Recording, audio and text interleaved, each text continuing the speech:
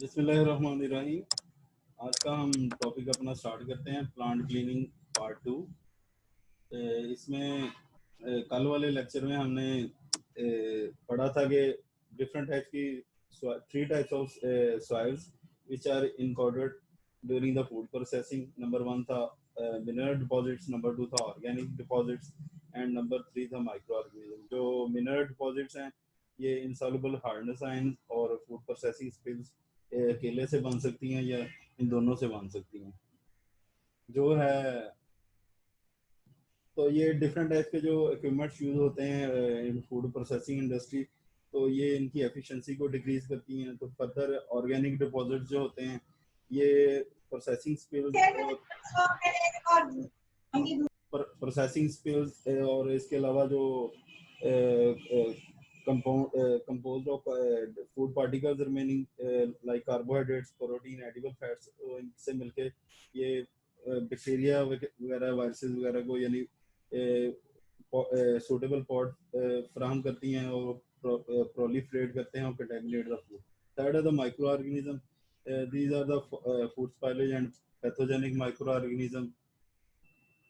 तो इनकी जो एंट्री होती है वो डिफरेंट यानी कि पॉइंट से हो सकती है, फ्रॉम रॉ मटेरियल से लेकर टिल फिनिश प्रोडक्ट या पैकेजिंग मटेरियल तक इनकी यानी कि एंट्री हो सकती है इन food production.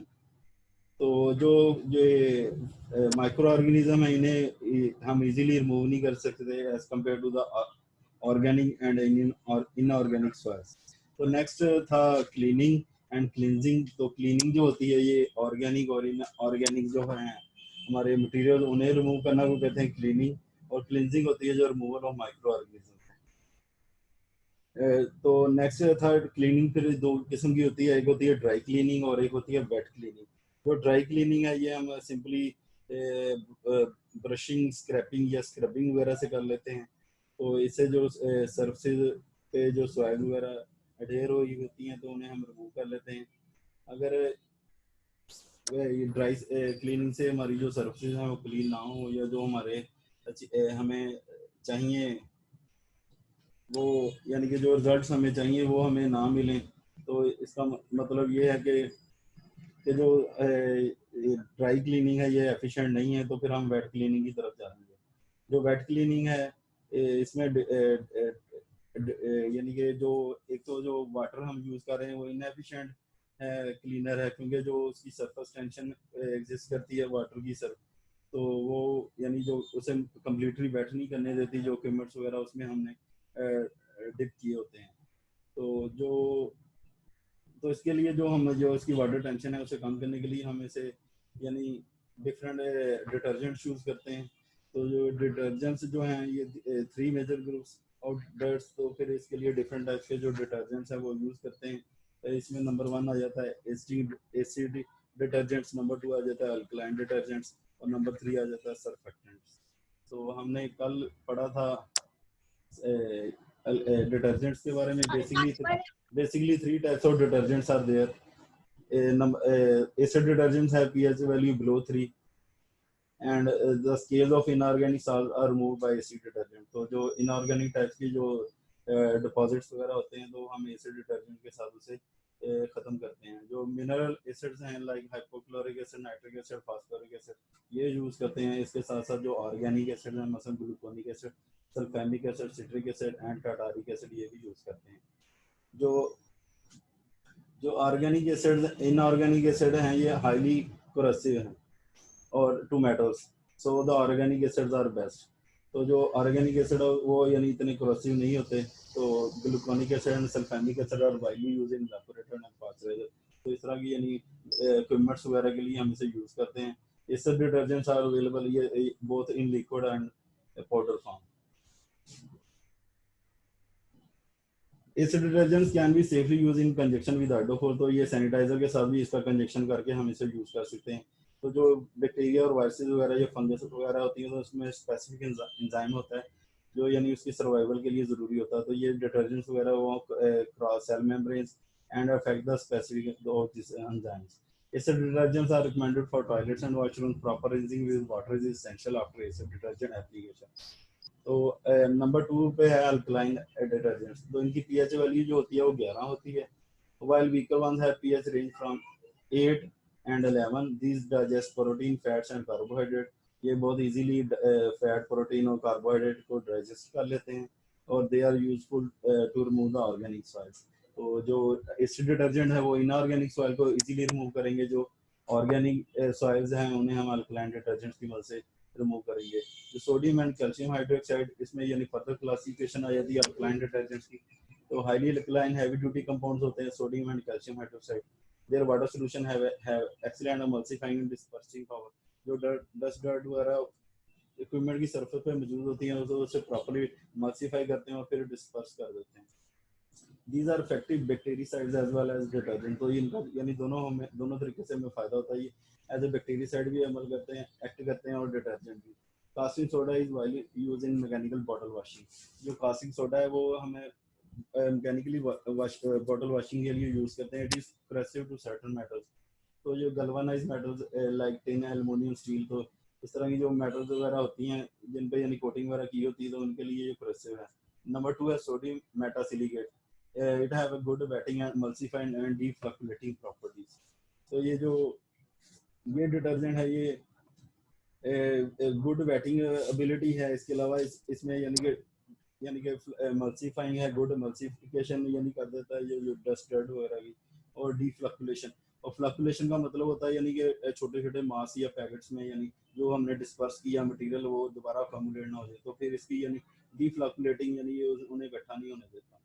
It inhibits the corrosion of aluminium and tin. तो ये corrosion वगैरह एल्युमिनियम की और जो टिन की है उन्हें रोकता है। often used with sodium polyphosphate, especially when water hardness excess than 100 milligram पर लीटर कैल्शियम कार्बोनेट। तो ये कैल्शियम कार्बोनेट जो ये इंडिकेटर है ये हार्ड वाटर का है, यानी कि कार्बोनेट्स वगैरह और सल्फेट्स वगैरह जब मौजूद हो पानी में तो इसका मतलब ये है, मसलन इसकी लिमिट होती है 100 मिलीग्राम होगा तो यानी वो जो वाटर है वो हार्ड है। अगर वो 50 मिलीग्राम पर लीटर कैल्शियम कार्बोनेट या मैग्नीशियम सल्फेट या वट एवर जो भी, तो वो फिर यानी सॉफ्ट वाटर होगा। तो नेक्स्ट है sodium orthosilicate and sodium sesquisilicate. Both have high alkaline solution that are powerful saponifier. तो ये हाईली अल्कलाइन सॉल्यूशंस बनाते हैं जब इन्हें हम वाटर में ऐड करते हैं, तो ये स्पॉनिफायर यानी जो स्पॉनिफायर्स कहते हैं convert of fat oil into soap. तो यानी कि ये सोप की यानी झाग वगैरह बना देते हैं जो फैट एंड ऑयल है उसकी मदद से। They readily attack on grease and protein. तो ये रेडिली अटैक करते हैं जो ग्रीस वगैरह फिमर्स पे मौजूद है, ये प्रोटीन मटीरियल स्टेन्स वगैरह वहाँ मौजूद हैं, तो उन्हें यानी ये रेडिली अटैक करते हैं। इसके अलावा जो सोडियम सेसिलिकेट है is less corrosive than sodium orthosilicate. तो ये ऑर्थोसिलिकेट जो है ये लेस करोसिव है as compare to sodium sesquisilicate. Next है trisodium phosphate. Trisodium phosphate solution has excellent emulsifying and dispersing property। तो इसकी जो ट्राइसोडियम फास्फेट है इसकी emulsifying properties भी है, उसके अलावा dispersing properties भी हैं। it is a it is a water softening agent and is used in conjunction with other detergents as a water coordinator in general cleaning compounds।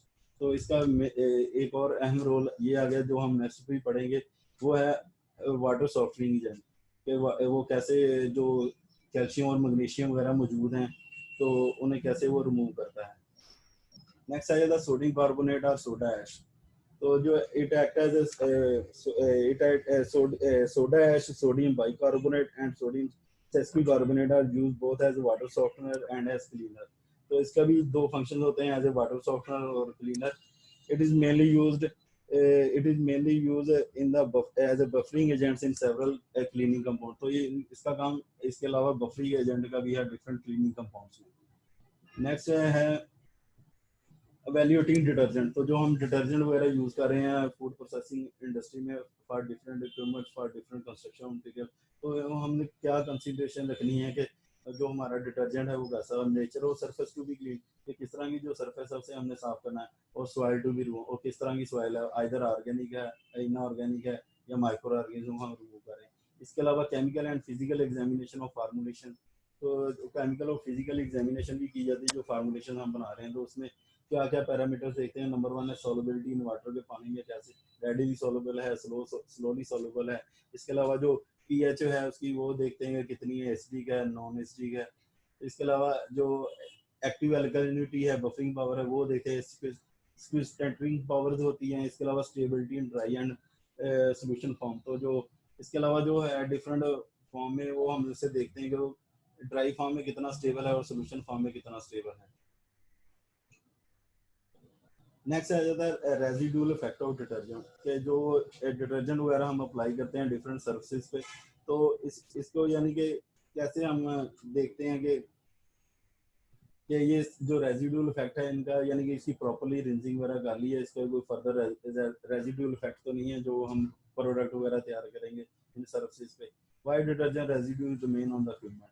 Number one है incorrect concentration, यानी जो concentration हम use कर रहे हैं either के वो correct है या नहीं, कि मसलन 50 मिलीग्राम पर लीटर या 250 मिलीग्राम पर लीटर जो कंसंट्रेशन या डिफरेंट जो भी कंसंट्रेशन है वो बताइए, अगर वो उन्हें फॉलो नहीं करेंगे तो फिर definitely residual effect of detergent will be there अगर ज़्यादा क्वांटिटी में यूज करेंगे।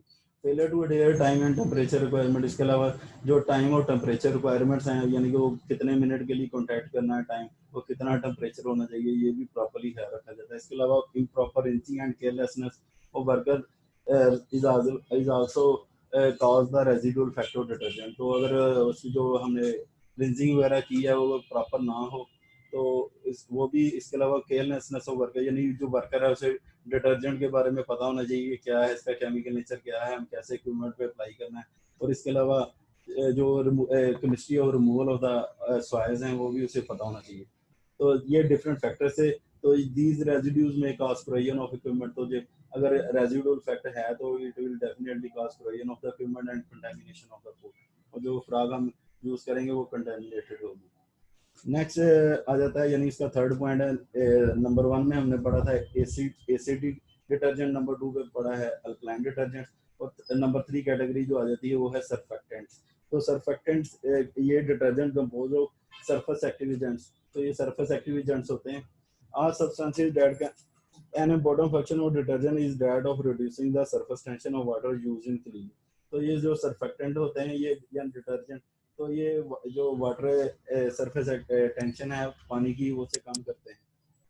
All substances that can reduce the surface tension existing in water are called surface active agents as surfactants।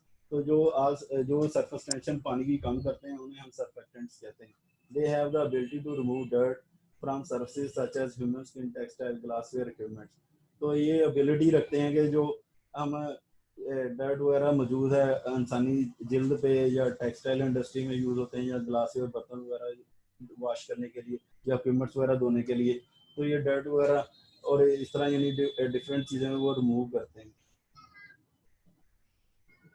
इन्हें ये इनके थ्री मेजर फंक्शन है, वो कौन कौन से हैं। नंबर वन है they enable the cleaning solution to fully wet the surface being clean so that dirt can be readily loosen and remove.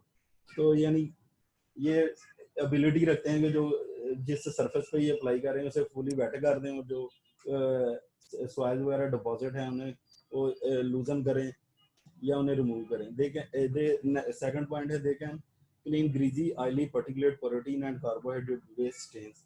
तो जो ये कार्बोहाइड्रेट प्रोटीन बेस्ड स्टेन्स वगैरह होती हैं या ग्रीज ऑयल्स वगैरह मौजूद होती है उन्हें रिमूव करते हैं। नंबर थ्री इनका मेजर फंक्शन है दे emulsify suspended and disperse dirt so that it will not settle back on the surface। तो इसके अलावा इनका ये अहम प्रॉपर्टी ये भी है कि ये emulsification क्रिएट करते हैं डस्ट डर्ट के साथ, उन्हें सस्पेंड करते हैं और फिर उन्हें डिस्पर्स कर देते हैं ताकि वो दोबारा उसी जगह पे या कहीं और जाके सेटल ना हो जाए। तो ये थ्री डिफरेंट फंक्शन थे जो हैं सरफेक्टेंट के। दो सरफेस एक्टिव एजेंट्स है वो टू डिस्टिंक्ट पार्ट्स। तो जो सरफेस एक्टिव एजेंट्स हैं इनके टू डिस्टिंक्शन पार्ट होते हैं। नंबर वन है हाइड्रोफिलिक हेड, जो ये हाइड्रोफिलिक का मतलब होता है वाटर लविंग, हाइड्रो मीन पानी, फिलिक मैंने लविंग, और जो हाइड्रोफोबिक है ये इस सेकंड तो ये टेल होती हैं। हाइड्रोफोबिक वाटर हीटिंग है और जो लिपोफिलिक है ये है कैट लविंग। फिर नेक्स्ट आ जाती हैं what are the classification of surface active agents. तो डिफरेंट टाइप्स की क्लासिफिकेशन आ जाती है जो यानी इनके जैसा कि ये किस बेस पे की जाती है, these are classified by their ionic charges into four types. Number one है एनाइनिक, नंबर 2 है केटाइनिक, और नंबर 3 है नॉन आयनिक, और नंबर 4 है एम्फोटेरिक। जैसे कि इनके नाम के साथ जाहिर है, एनाइनिक जो होते हैं द क्लीनिंग पावर, ये नेगेटिवली चार्ज होते हैं, the cleaning power of anionic detergent is wasted in the anion. जब इन्हें यानी एनाइन के साथ ये मिल जाते हैं तो इनकी पावर इंक्रीज हो जाती है। The anion is neutralized with an alkaline or basic material to produce full detergency। जो एनाइन होते हैं वो अल्कलाइन सोल्यूशन के साथ या अल्कलाइन मटेरियल के साथ जब मिलते हैं तो फिर ये फुली न्यूट्रलाइज हो जाते हैं और फुल डिटर्जेंसी शो करते हैं। नंबर 2 है केटाइनिक। केटाइनिक जैसे कि नाम से ज़ाहिर है पॉजिटिवली चार्ज होते हैं, they produce electrically positive ion in the solution. और नंबर 3 नॉन आयनिक होते हैं, यानी इन पे कोई चार्ज नहीं होता। तो जो ये नॉन आयनिक होता है, ये produce electrically neutral colloids particles in the solution and non-ionic constituents are present, they are ionically inert। तो यानी इन पे कोई चार्ज नहीं होता, ये inert होते हैं। नंबर 4 आ जाता है एम्फोटेरिक डिटर्जेंट्स। एम्फोटेरिक डिटर्जेंट्स यानी ये पॉजिटिवली भी चार्ज होते हैं और नेगेटिवली चार्ज, दोनों किस्म के होते हैं, depending on the pH of the solution. यानी these are those type of detergent which are capable of acting either as an anionic or cationic detergents in solution depending on the pH of the solution। Next है slide आ जाती है, what are anionic surfactants. These are most popular types, ये सबसे ज़्यादा famous हैं। With anionics the active ion in the solution is generally negatively charge. तो जो सॉल्यूशन में ये आयंस क्रिएट करते हैं ये नेगेटिवली चार्ज होते हैं। दीज आर पुअर बैक्टीरियासाइड्स, तो ये पुअरली बैक्टीरियासाइड हैं and are use only their detergent property.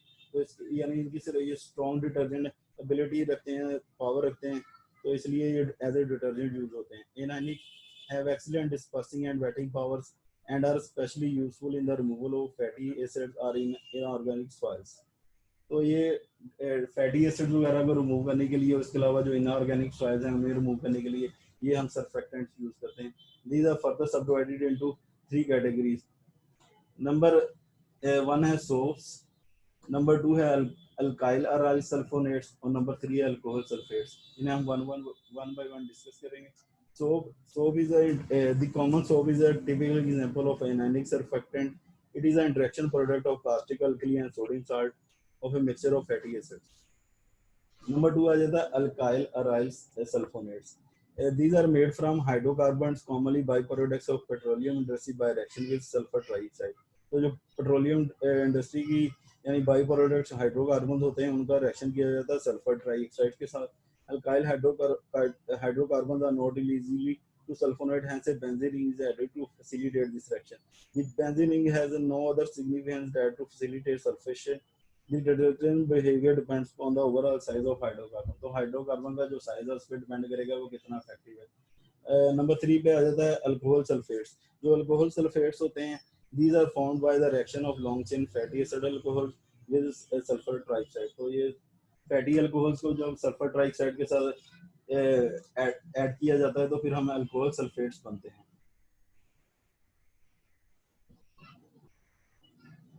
Next second आप पहले हमने पढ़ा है एनाइनिक सर्फेक्टेंट, नेक्स्ट आ जाता है केटाइनिक सर्फेक्टेंट। जो केटाइनिक सर्फेक्टेंट्स होते हैं, ये these are positively charged active ions in aqueous solutions। They act both as a detergents and germicides and powerful sterilants। तो ये इनकी जो एक्टिविटी है वो एज ए डिटर्जेंट भी होती है, एज ए जर्मिसाइड भी होती है, और ये बहुत पावरफुल स्टेरिलेंट भी होते हैं।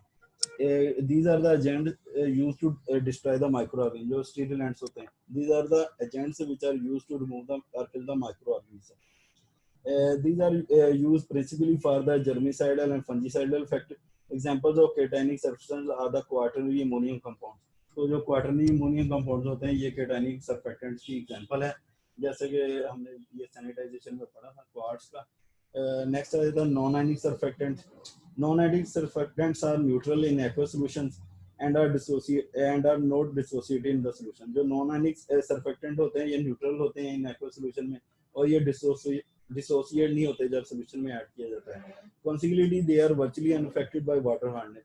तो इस तरह ये यानी जो वाटर हार्डनेस है, यानी वो जो डिफरेंट डिटर्जेंट की एक्टिविटीज को उनकी एफिशिएंसी को कम कर देते हैं। तो अगर हम नॉन आयनिक सर्फेक्टेंट यूज कर रहे हैं तो फिर इनकी एक्टिविटी को भी वो जो हार्ड आयन है वो डिक्रीज नहीं करेंगे। They are powerful emulsifier and and used to emulsify colloid solution being inert to lactic charge present on colloid. Non-ionic surfactants have pronounced foaming action that can lead to difficulty, especially in the disposal of detergent contamination waste. तो जो non ionic surfactants हैं इनमें एक problem ये आता है कि जो हमें इनका जब हम सोल्यूशन वगैरह बनाते हैं तो इसमें फोमिंग एक्टिविटी बहुत ज़्यादा आ जाती है, तो फिर जब इसे हम क्लीनिंग के बाद हम जब इसे वेस्टेज को डिस्पोज ऑफ करते हैं तो हमें उसे डिस्पोज ऑफ करने में प्रॉब्लम क्रिएट होती है। नेक्स्ट आ जाता है 4 नंबर आ जाता है एम्फोटेरिक सर्फेक्टेंट्स। जो एम्फोटेरिक सर्फेक्टेंट्स हैं they have both negative and positive charge in water. तो ये दोनों किस्म का चार्ज होता है इन पे। दे detergent are used for special purposes in shampoos, cosmetics and electroplating industry। तो ये डिफरेंट फूड इंडस्ट्री के अलावा जो शैम्पूज हैं, कॉस्मेटिक्स हैं और इलेक्ट्रोप्लेटिंग इंडस्ट्री इनमें डिफरेंट टाइप की यूज़ करते हैं। तो नंबर ये इलेक्ट्रोप्लेटिंग इंडस्ट्री क्या होती है, ये depositing A coating of silver, gold और निकल on the inferior quality metal. तो यानी कोटिंग वगैरह की होती है डिफरेंट मेटल्स पे कि डिफरेंट चीज, यानी लोहे की चीज पे अगर टिन की कोटिंग वगैरह इस तरह, यानी इलेक्ट्रोप्लेटिंग की इंडस्ट्री में ये सर्फेक्टेंट यूज होते हैं। नेक्स्ट है तो what are the water conditioning agents. Water conditioning agents क्या होते हैं, उनका फंक्शन क्या होता है, और ये जो हार्डनेस आयंस हैं ये वाटर की एफिशिएंसी को कैसे कम करते हैं, या जो डिटर्जेंट है उसे कैसे कम करते हैं, और कैसे हम इनको ओवरकम कर सकते हैं, ये इस टॉपिक में हम पढ़ेंगे। The water conditioning agent don't directly act on the soil। तो जो वाटर एक्टिंग एजेंट है वो यानी डायरेक्टली जो सॉइल्स है तो उन पे असरअंदाज नहीं होते, but they on the water use in cleaning. तो बट ये लेकिन जो पानी है उस पर लाजमी असरअंदाज होते हैं। सच एजेंट सॉफ्टन और कंडीशन द वाटर। जो ये एजेंट्स होते हैं ये वाटर को सॉफ्ट करते हैं, यानी उसकी सॉफ्टनिंग करते हैं। कैल्शियम और magnesium hardness and present in wash water interfere both with cleaning and particular dust suspension.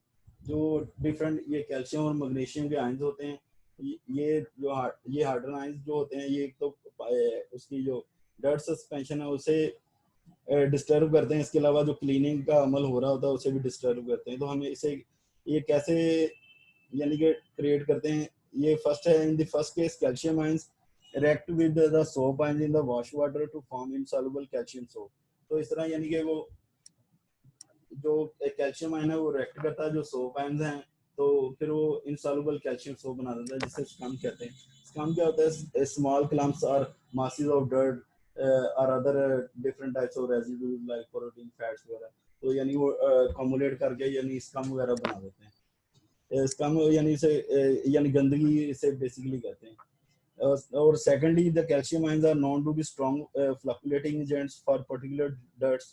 तो फ्लक्चुएशन में ये क्लम्प्स वगैरह बना देते हैं, और फिर ये जब ये कैल्शियम आयन फ्लक्चुएट करते हैं तो फिर ये जो डस्ट वगैरह डर्ट वगैरह इन्होंने इमल्सिफाई सस्पेंडेड या डिस्पर्स की होती है तो फिर वो दोबारा रीडिपोजिट करते हैं on the surfaces of the equipment. तो ये इनके दो तरह के नुकसान हैं जो वो बोले हैं अभी मैंने। नंबर 1 स्कम बन जाते हैं, और नंबर 2 जो flocculate dirt particles making it likely to be redeposit on the surface of the equipment. To counter this effect of hardness and additives are used. तो इस तरह के यानी कि ये जिस तरह के डिफरेंट इफेक्ट्स हैं इनको हम ख़त्म करने के लिए दो तरह के यानी कि हम यूज़ कर रहे हैं। किस तरह के यानी फूड एडिटिव्स हम यूज़ करेंगे ताकि ये जो दो तरीके से हमें ओवरऑल इफेक्ट हो रहा है तो ये हमें कैसे ख़त्म करें। Additive that could remove calcium and magnesium ions are added to the detergent formulation। तो डिफरेंट टाइप के एडिटिव्स होते हैं जो यानी कि ये डिटर्जेंट्स वगैरह में यूज किए जाते हैं ताकि इनकी एफिशिएंसी को इंक्रीज कर सके और वो इंटरफेयर ना करे। नंबर 1 है ethylene diamine tetra acetic acid. तो एडीटी और इसके जो डेरिवेटिव्स होते हैं ये मोस्टली यूज करते हैं फॉर दिस पर्पस। यानी food additive any substance which are used during a food processing, packaging, distribution, यानी डिफरेंट प्रोसेसेस में हम डिफरेंट एडिटिव यूज करते हैं। Secondly, the certain phosphates have proved to be adequate sequestering and chelating agents। तो different type के phosphates होते हैं, ये भी यानी एज ए चिलेटिंग एजेंट या सिक्वेस्टरिंग एजेंट अमल में आते हैं। These include sodium polyphosphate, tetra sodium pyrophosphate and sodium tri and tetra polyphosphate.